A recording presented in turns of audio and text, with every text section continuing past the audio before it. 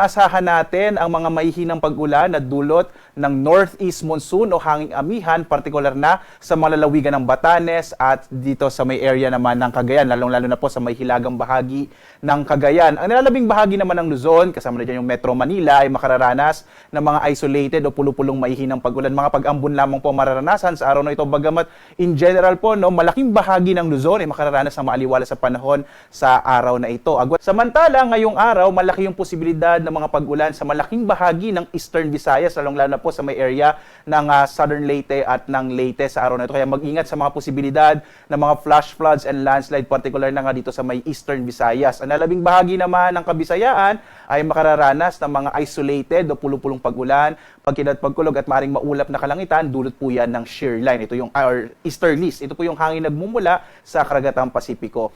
Dito naman sa may Mindanao, inaasahan din natin ang maulang panahon sa malaking bahagi ng Caraga region, particular na dyan sa Dinagat Islands, kasama yung Surigao del Norte at Surigao del Sur. Ang nalalabing bahagi naman ng Mindanao, makararanas sa mga localized rain showers and thunderstorm lalo sa dakong hapon hanggang sa gabi. Mag-ingat pa rin po noon, lalong-lalo na yung mga kababayan natin sa may Caraga region, sa posibilidad din ng mga landslide and flash floods dulot nga ng mga pag-ulan na dala ng easterlies.